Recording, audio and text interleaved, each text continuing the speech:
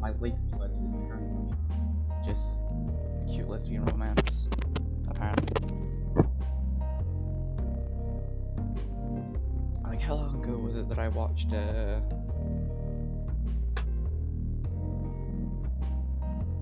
It's been like 2 weeks since I played My Sweet Confession, and like over a month since I played Heart of the Woods. So like I've been starving out here. I've got a bunch in my Steam. Got a bunch in my Steam library, but they're almost all of them are unvoiced, and I can't do voice acting for shit. As you're about to find out, because it turns out this one's only partially voice acting. So we're having to take a dip into a partial voice acting, and then the rest of them just will not. So you get to experience me trying to voice act, which will be incredible as my D&D This is one of those games with 18 plus patch, so hopefully you should be fine to stream for Twitch. Hopefully. I don't want to get banned after all this time. But let's just start the thing. A glass of water.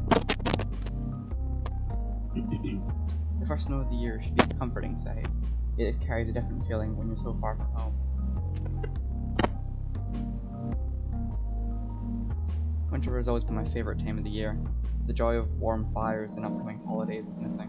There's only a month left to go until the season begins in earnest, but I can't feel any of the usual excitement. Coming winter will be the first I've spent away from my family. After all, it's just me now, standing alone on a concrete balcony, looking out onto a grey sky. Hey, Allison! Aren't classes soon? Moon sparkling from down below breaks me out of my thoughts. A familiar figure clad in leather stares up, snow heaped on the rusted shovel in her hands.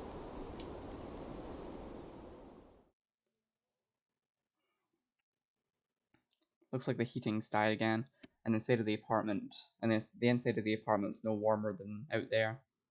This new home might be a little shabby, but at least it's ours. A quick glance at my phone as I walk to get my coat and bag confirms her to be right.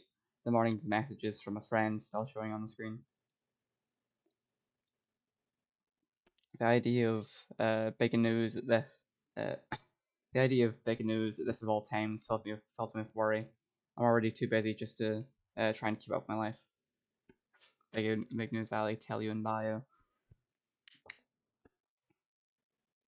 With time marching on, I quickly slip the phone back in my coat and set off for the stairs. I shouldn't have a problem making it to class if I keep a good pace. The busily shoveling woman is still working away, her efforts obvious to see.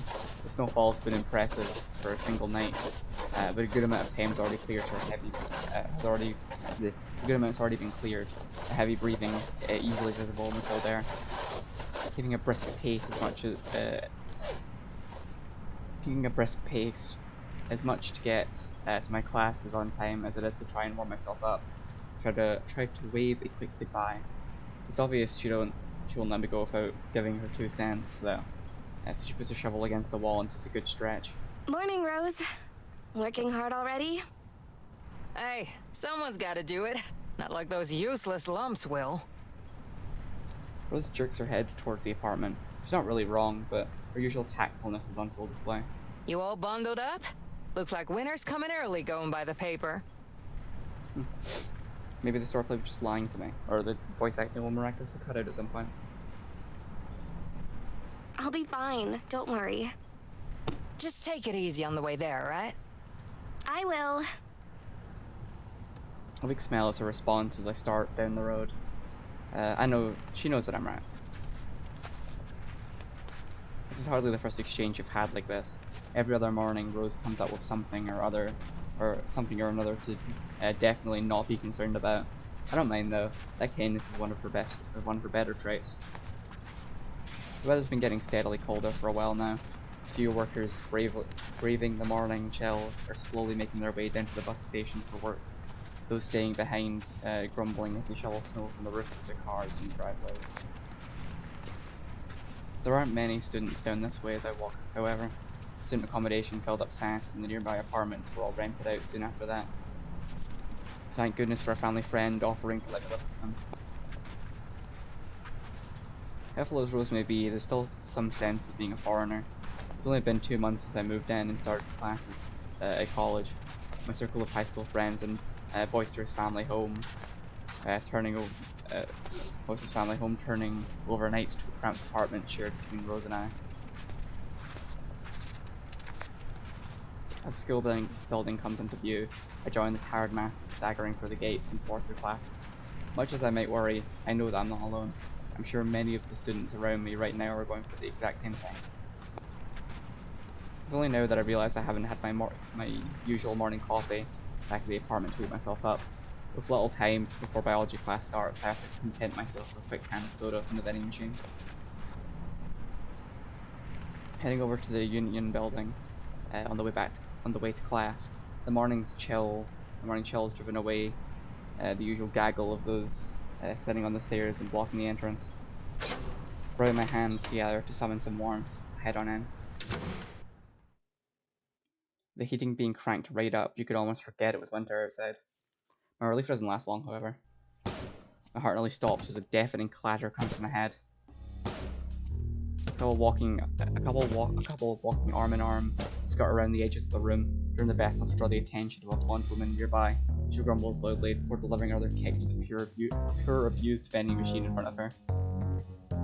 I hate situations like these. Either I do nothing and feel bad for not helping, or step in and deal with the stress that comes with confronting someone involved. As I try to work my way out of this, my heart freezes. The woman's eyes lock with me.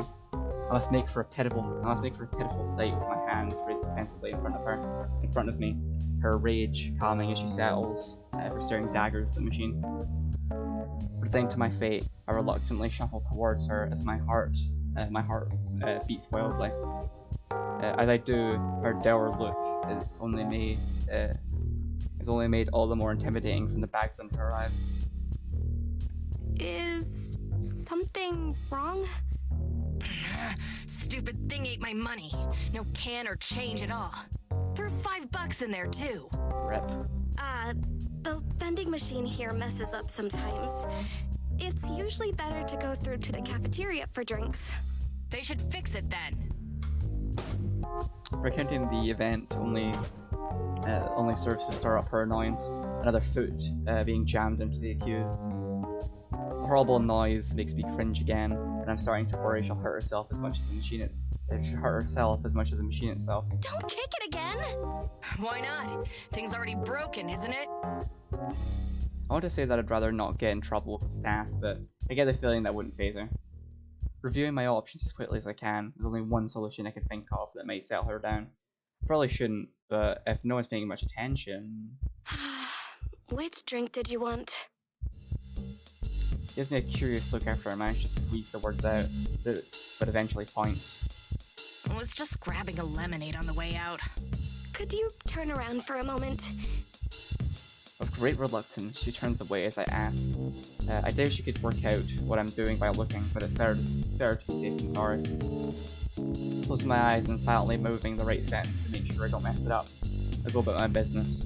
With any luck, the software inside hasn't been updated since I last tested this.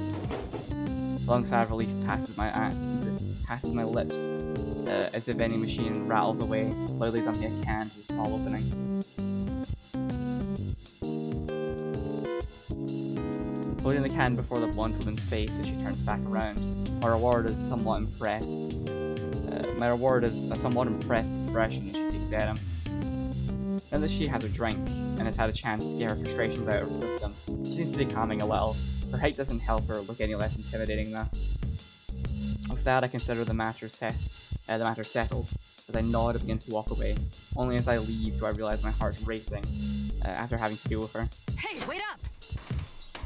Reaching for my instinctual response, I pretend not to hear her, to skitter away and disappear back through the entrance.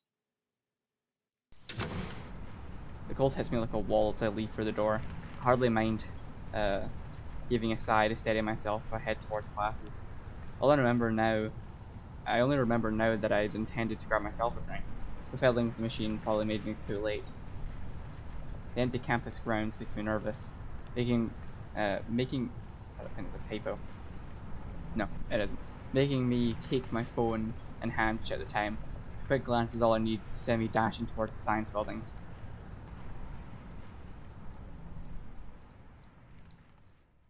So it's one of those days.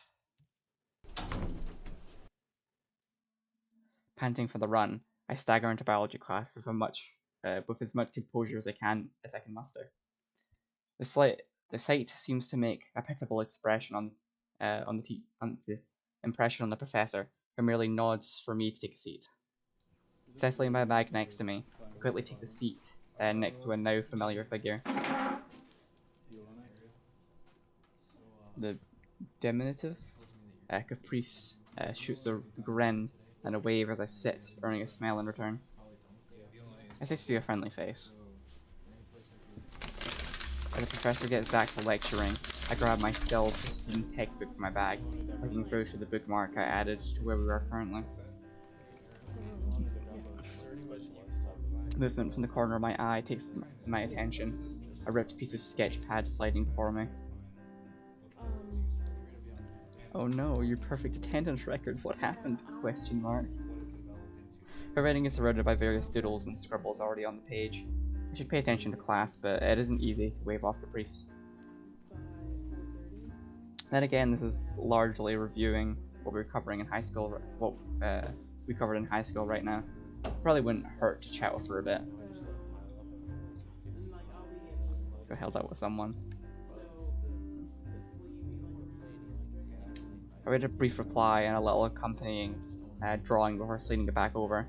Quick look to the professor, making sure the coast is clear as he drones on.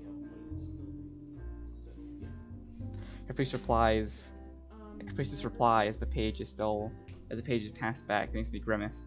Should have expected that. I almost reply before noticing the professor casting a knowing glance my way to continue his teaching. He knew what we were doing, didn't he? He knew what we were doing, didn't we? Didn't he? God, it's amazing how my ability to read immediately leaves my body the moment I'm reading out loud. Better. Thinking better of it, I tuck the page beneath my textbook and start listening properly. I don't need to look at Caprice to know a reaction. I hardly think worse of her for it though. Flipping doodles during these classes was how she broke the ice with me. When I was just another lonely freshman student. A shy one at that. Given we're still friends, I suppose it worked. Seeing a glance back at the page beneath my book reminds me how well the mercurial girl can draw, at least compared to me. She mentioned one time she's also taking art classes, which must be paying off. Before I know it, the class starts winding down. The other students begin to get distracted as time goes on. Professor soon starts to wrap things up in response. No sooner do the words come from his mouth that the class is over. Does the loud clattering of people packing books and pens into their bag and backpacks begin. Caprice wastes no time in talking as the two of us. Caprice wastes no time in talking as the two of us do the same. I was worried you were sick today, Allie. It was only a couple of minutes. For you, that's a lot. There's a point. It's likely I was more concentrated. Likely I was more concerned about this than the teacher. After near perfect attendance through high school though, the last thing I want is to set a bad example for the staff here. Or a bad expectation for the staff here. Setting that aside, I'm not sure the professor really likes us passing notes to each other in class. It's college, isn't it? Who cares? Oh, don't worry about him. He's cool. We've talked. Well, if you're sure, I do like seeing your drawings. Aw, and I like seeing yours. I'm glad you're here today, actually. I've been thinking, and I need your help with something. We're making an art club. But there's already an art... Wait, why is there a we there? How am I part of this? You're a founding member, of course. Oh god. Why do I get the feeling Caprice has been mulling this over in her head for ages? Plans seem to already be in motion for her. I'm not sure what choice I have left in this. I'm left to mull things over as I take my coat from the back of my seat and slip it on. The two of us taking our bags, joining the others and heading out of the hallway, into the hallway. haven't even considered joining a club, let alone starting one for all the work that entail.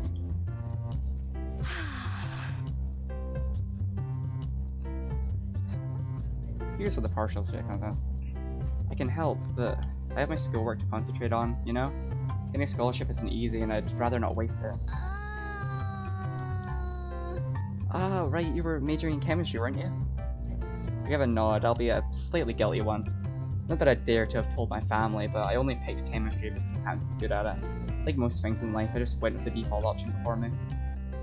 At least Caprice seems to have moved on from me being a part of this.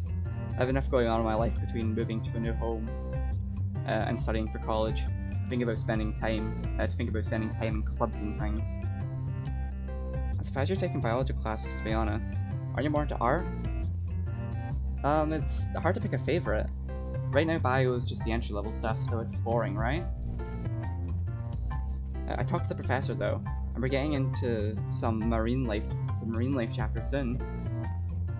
That seems pretty specific. Yeah! It's the most interesting part. I gotta focus hard when we get there, and I'm making it my major. So in a free spirit, like Caprice says something she's working towards. It seems I can't get away from how much of a mess life is.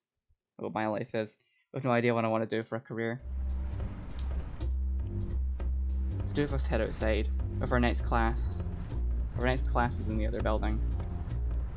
As we do, I look about wearily as students from other classes pass by.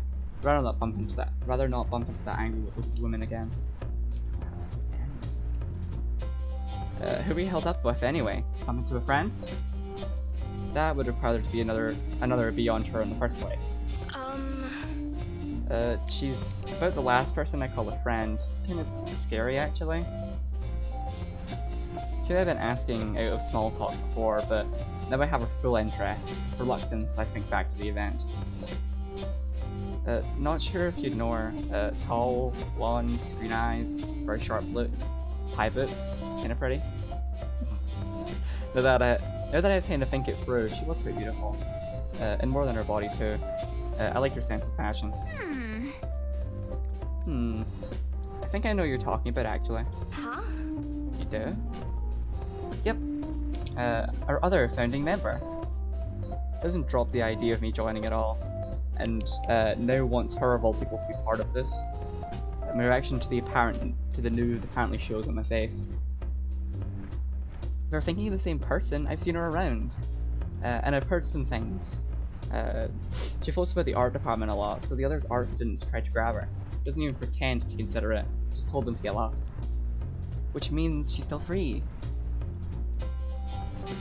If she's already rejected one club, why would she join another? Exactly! Because it's led by me, of course. I just sigh. I have to get to the next class. Being late for one today is already too much. Resigned to my fate, I wave goodbye and start heading off. Not more than a couple seconds later, I hear her calling out behind me. Ah, before you go! Meet me on the second floor of the art building after classes, okay? We need to get started on finding the club room and stuff. Looks like I'm gonna be part of this scheme whether I like it or not. Dealing with that woman again makes me shudder, but she'll surely just reject Caprice and that'll be it.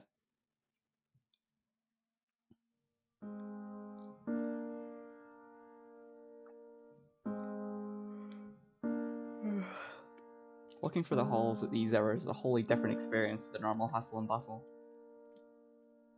Where students gossiped in the hallways, organised dates, and hurried between class arms full of overpriced textbooks, there's now a sweet silence.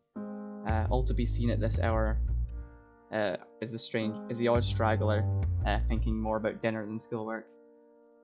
Well, them and the Christmas decorations, I get the feeling that the arts and humanities staff take some enjoyment out of getting ready for the occasion. Much like the school itself, the decorations look a bit ragged, probably hauled out every year for decades.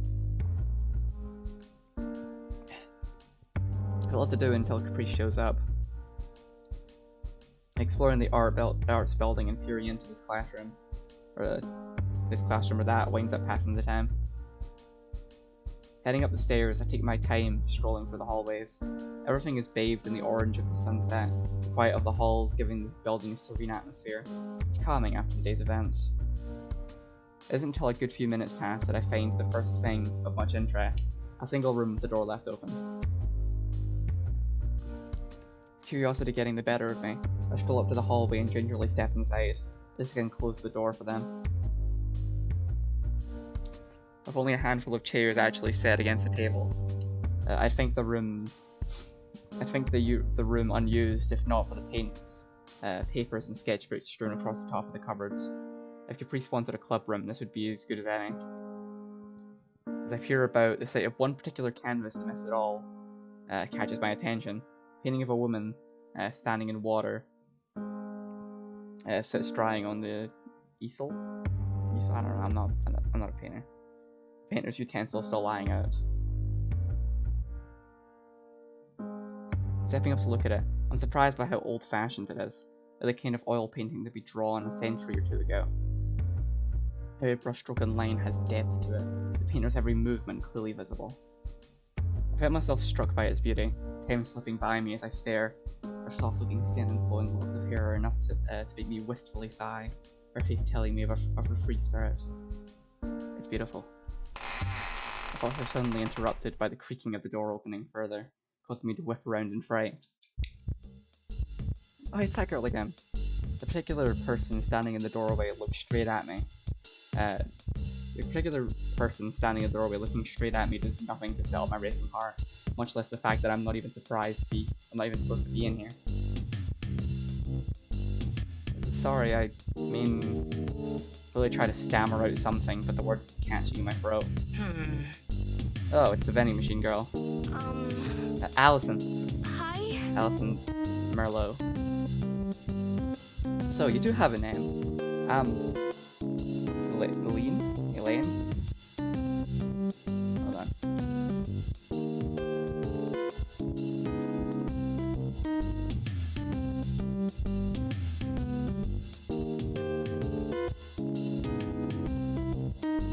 Eileen.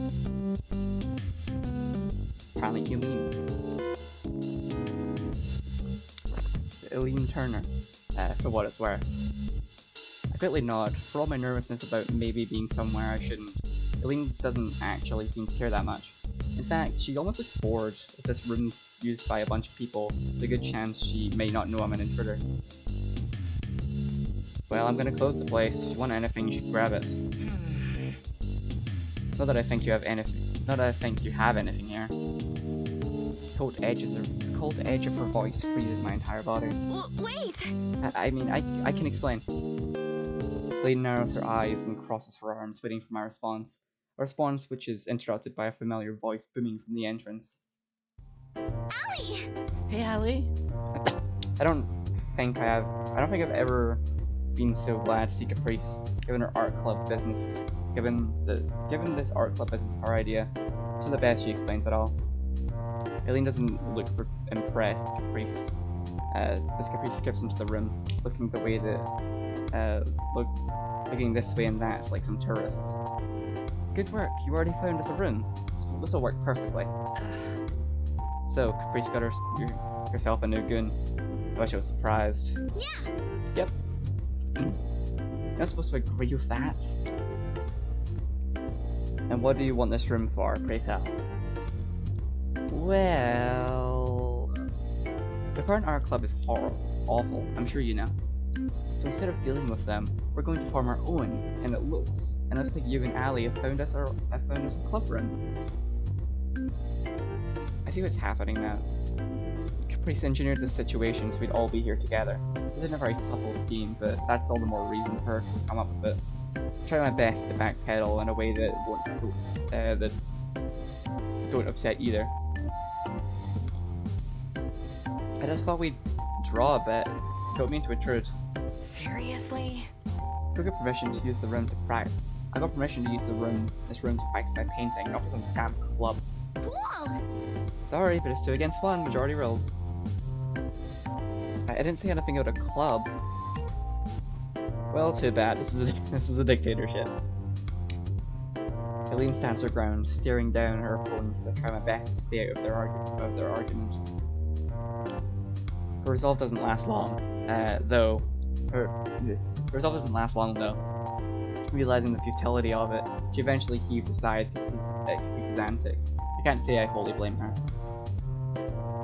I just want to work in peace. Isn't that too much to ask? Come on. I'm going. Not going to get anything. I'm going. Not going to get anything more done today anyway. Eileen turns to me after picking up her coat from her desk and pulling her scarf around her, rather pointedly being finished for Caprice. Bye. See you around, I guess. Yeah. At a loss for how I'm supposed to respond to such an unauthentic tone, or unenthusiastic tone, I'm left standing silently as a frustrated Eileen throws her back over her shoulder and strides out. Caprice just smiles and shrugs as she looks back at me, the argument they had just moments ago flowing out of her like water on a duck's back. Well, that's how it is. I feel like I just got dragged into something. I don't really think that would work, but it's worth a try. He's not listening to me at all. Am I really just an instrument to try and win this argument between them? No, I can't think that. Caprice is forceful, but she means well. If this did end up being a club, I'd probably enjoy it. Caprice certainly wouldn't make it dull, and I think if Eileen got to know me, she'd be nicer to me. But I don't want to see Eileen getting even more annoyed with me. It feels like I've been left to hunker down in a foxhole in no man's land, and all I can do right now is hold my helmet on tight. As the orange of the sunset starts to wane outside, it becomes obvious that nothing more is going to get done today. Just as Eileen said. Take care. I'd better head home, it's getting late. See you tomorrow. Catch you later. See ya. If you want to draw, just feel free to drop by the new club room. There's actually none of what Eileen said penetrated, did it? I just give a weak smile as I wave and take my bag, idly wondering if Rose will be cooking something for dinner or bringing home takeout. It's something more heartening to think about than today's efforts, anyway.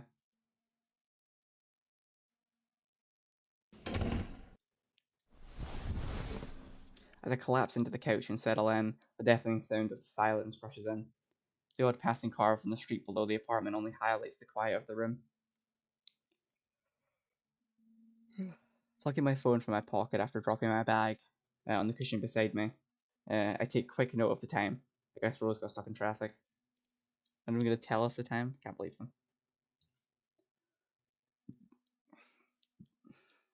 An annoying train of thought starts up once again as I put it away. One that's crept on me occasionally ever since moving out, just waiting for when nothing's around to distract me. I can cope with the schoolwork easily enough. It's mostly just review right now. People like Caprice might be a handful, but they do liven up the day's routine. It's a fair distance to campus from here, but the walk helps keep me fit. The silence, that I can't deal with. Grabbing the remote and flicking on the television at least provides me some background noise, but no replacement for the sounds of home. There's no mother busying herself over the cooking pot to welcome me home and ask me how my day was. No excitable older brothers fitting about this silly thing or that. No father for me to happily see coming home from work. It's just me now. My fingers roll over the screen and thought as I bring up the lock screen, mindlessly tracing out the cracks at the bottom corner. I could easily call them. Just a second.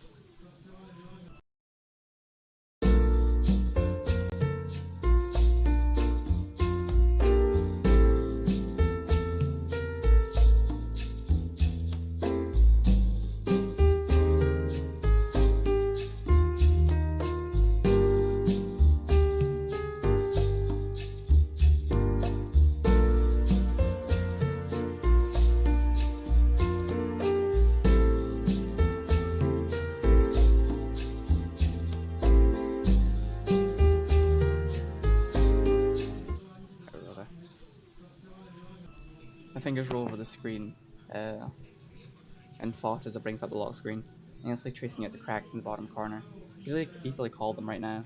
My mum and dad both made it clear I could ring any time at all. But as I stare at the screen, a deep apathy strikes me. Before college, I'd thought that with my family and old friends just a call away, nothing would feel all that different. Maybe I just couldn't admit to myself how big of a change this would really be.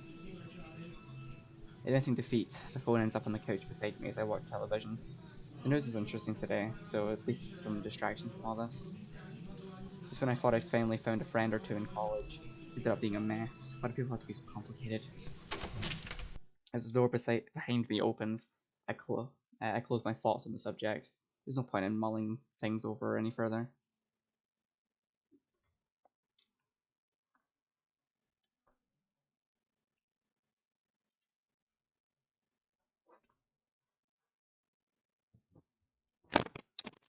Matters.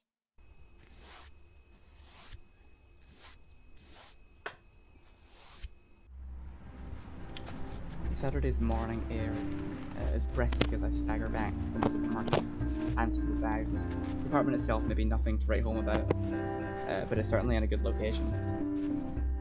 I still don't feel like I've been pulling my weight when it comes to daily life with Rose. With sick and fail, I can help with errands like groceries. Her attempts to teach me handiwork skills have been less successful. Even this much has been a little learning experience. Parents usually do the shopping back when I lived with them.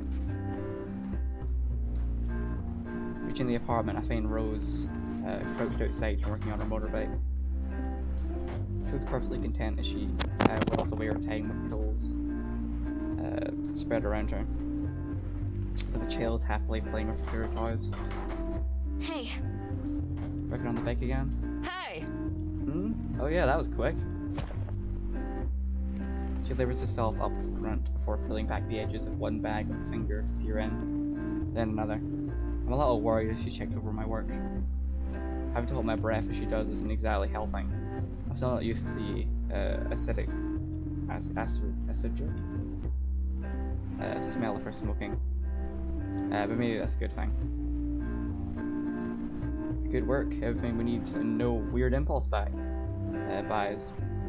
Did we need more window cleaner though? You said to grab necessities. They're on sale and don't spoil, right? Uh-huh. You're learning. Could you help me down here once you put everything away? I need another set of hands. Without getting anything in particular planned for today, I agreed before heading inside. The rickety stairs creak as I slowly head up with groceries in hand, fumbling with the door handle. My arms are thankful for the relief once I manage to drop the bags in the apartment out after opening the door. Opening the fridge, I get to work stuffing in the frozen and cold items first. Next, I open the cabinet doors and start loading in the cans and boxes. As the empty shelves fill, I get an odd sense of satisfaction for caring for myself.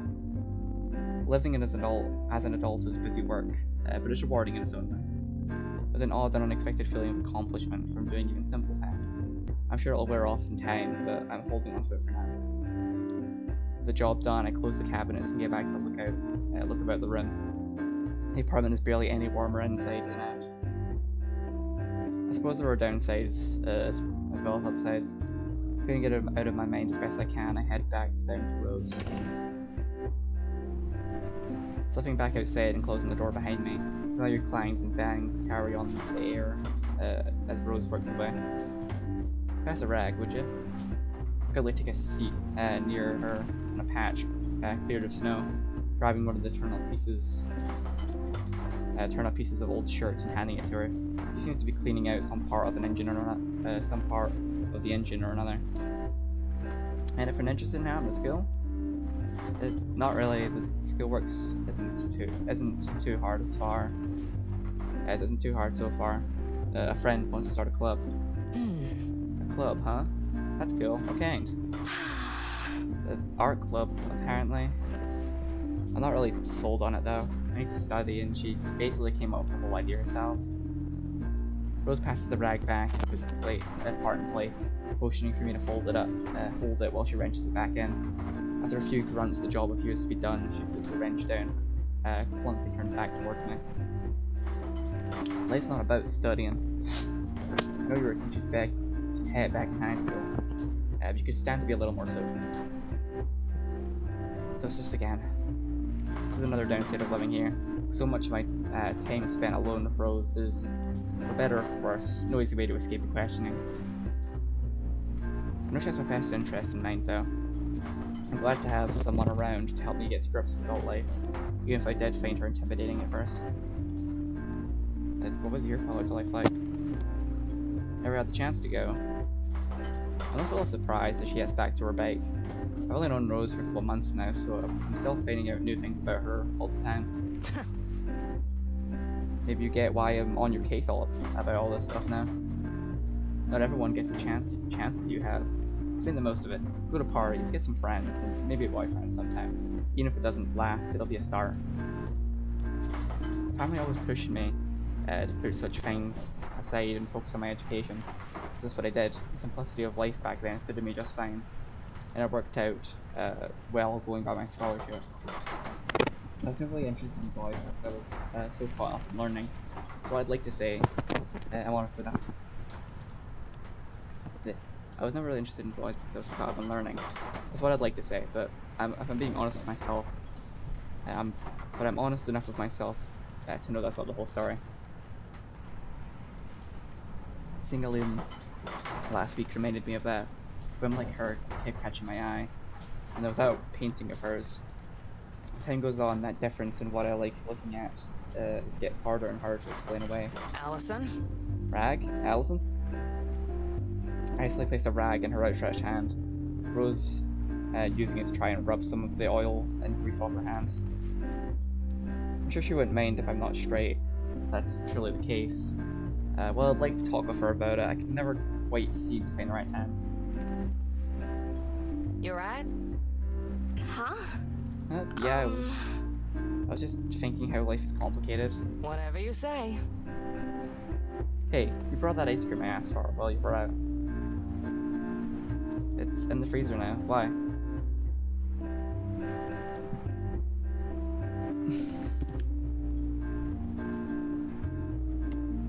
That's what we have some. Just a treat after working all morning in this. Sure, strange ideas about what makes a good dessert in the cold of winter, but I'm not going to stop her. As the two of us start packing up, another peaceful day rolls by.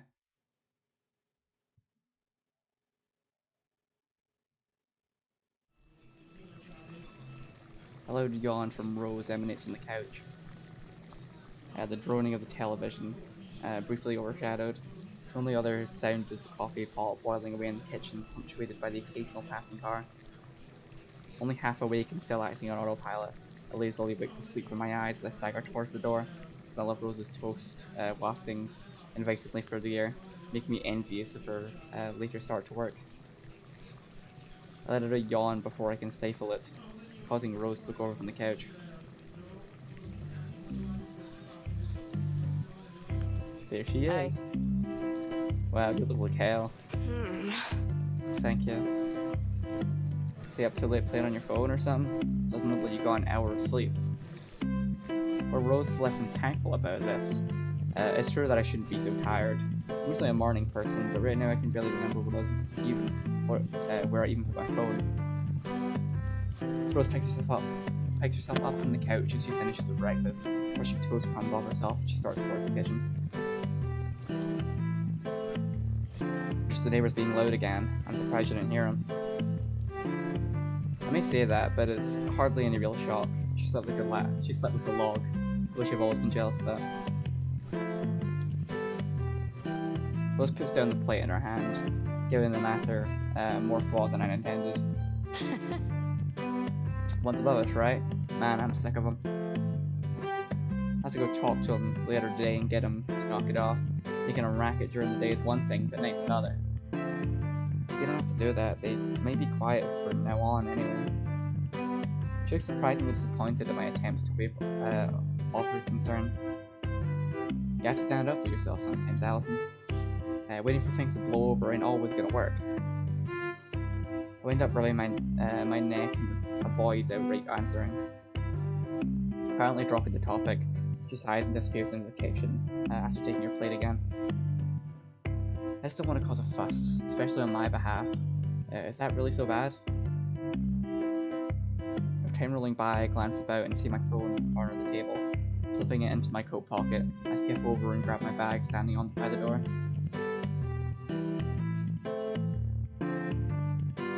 As I stretch a bit to try and wake myself up before facing the cold outside, Rose calls out from behind me. Turning to see her, she has a fistful of crumpled dollar bills in her hand, thrust out towards me. Here, go buy yourself an espresso or something on the way. Huh? It's fine, you don't have to... Just take it. You look awful. It really does have a way of words. I reluctantly take the cash and slip it into my pocket, thanking Rose as I leave.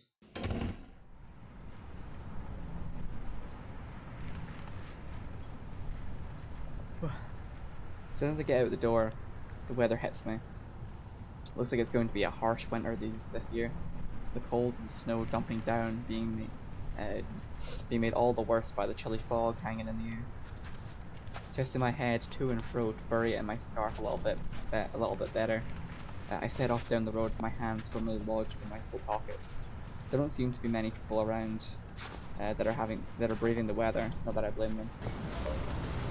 The muffled sounds of snow under the tires rings out, garbage truck rumbles by. Only after a worrying 2 seconds that I remember I did indeed put the garbage out for collection yesterday.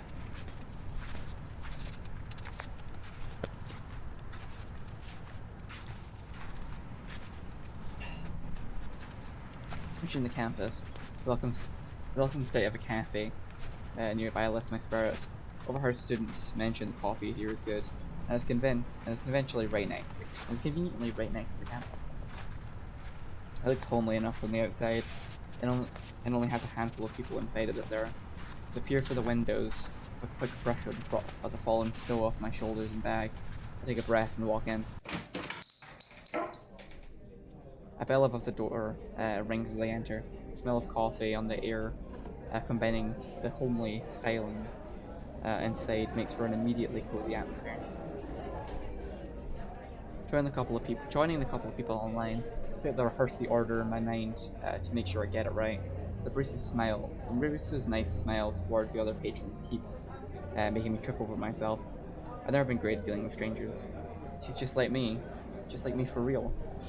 For French Republic.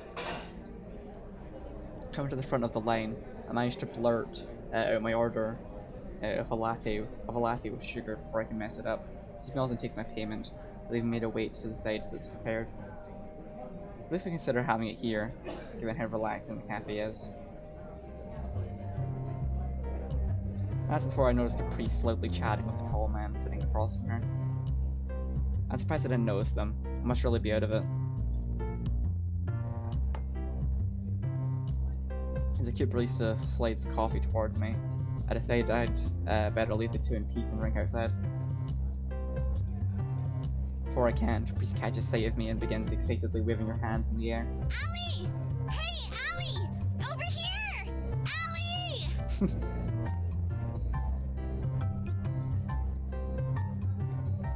So much for that.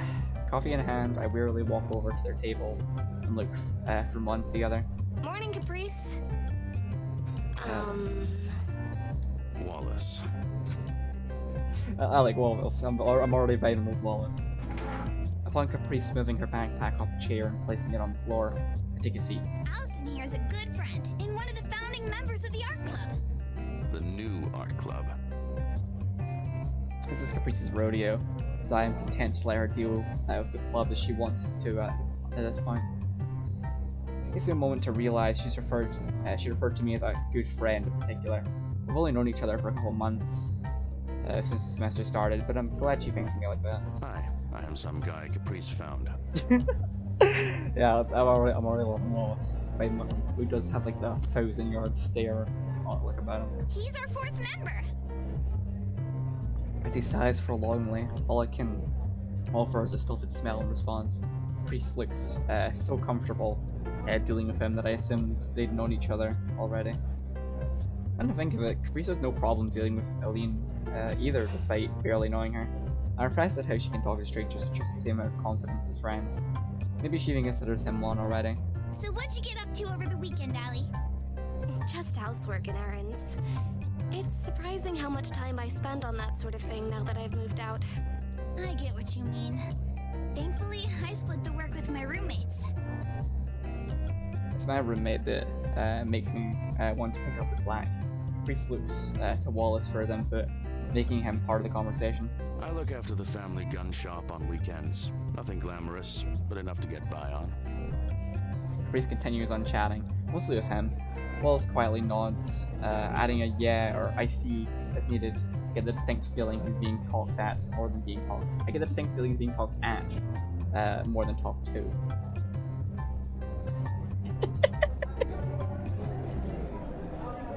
And they're both sitting across from each other. You can fully appreciate how much of a bear this man is, cutting more of a foreboding figure against his beard.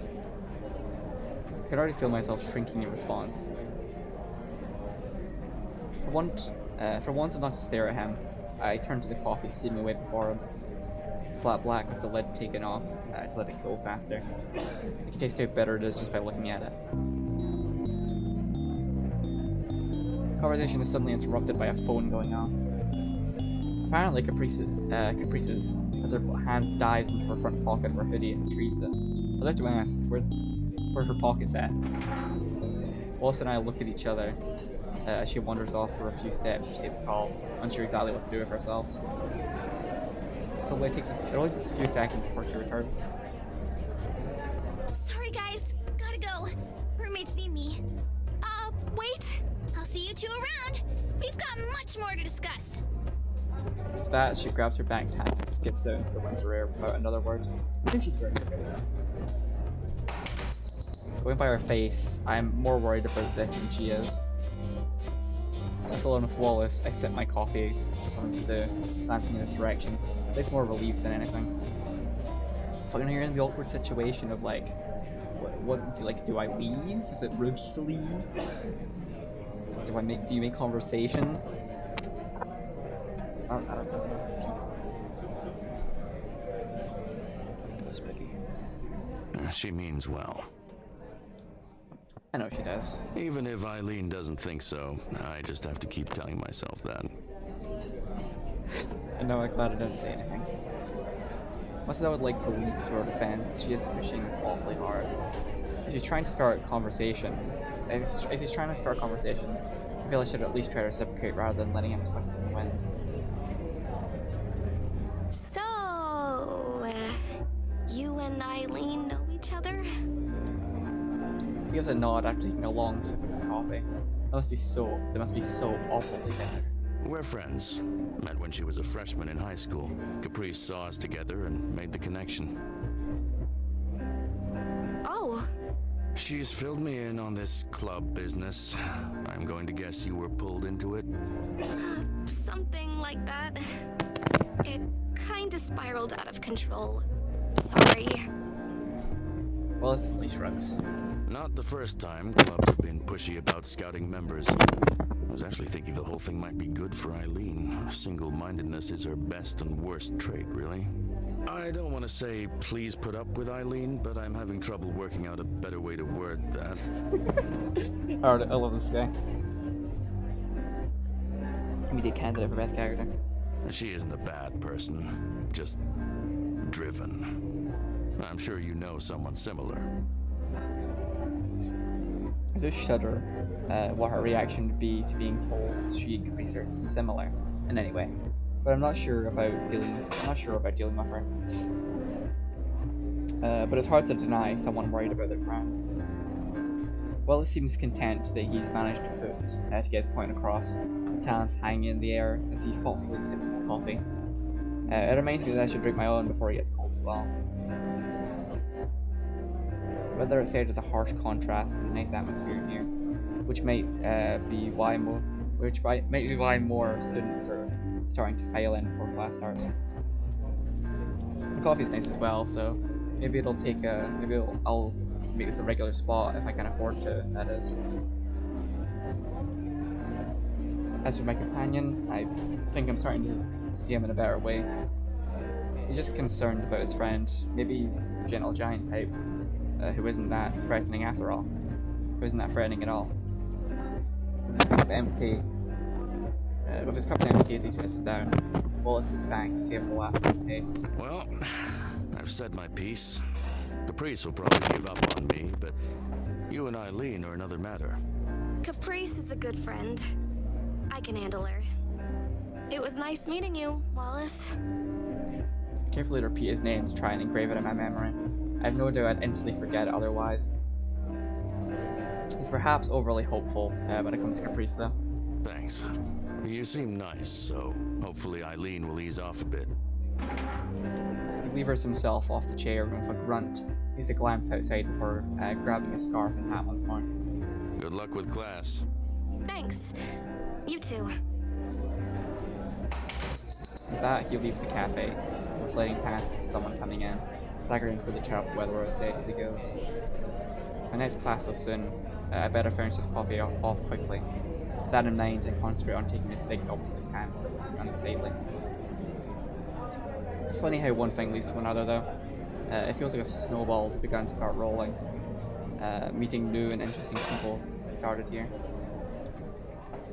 It may have taken a couple of months, but maybe I will maybe I'll manage to find some new friends.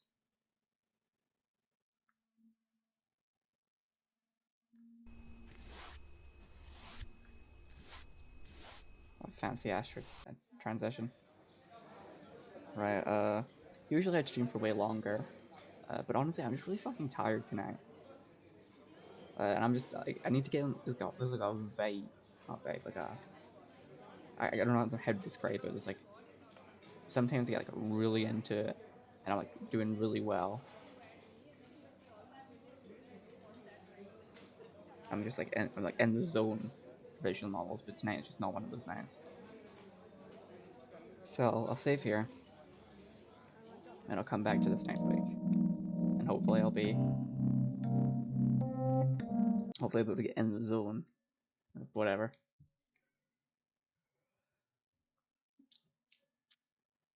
As usual, I'd say thanks for coming, but no one has come. So, but if you watch the VOD, hi.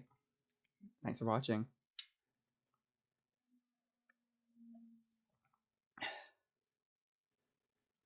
Bye.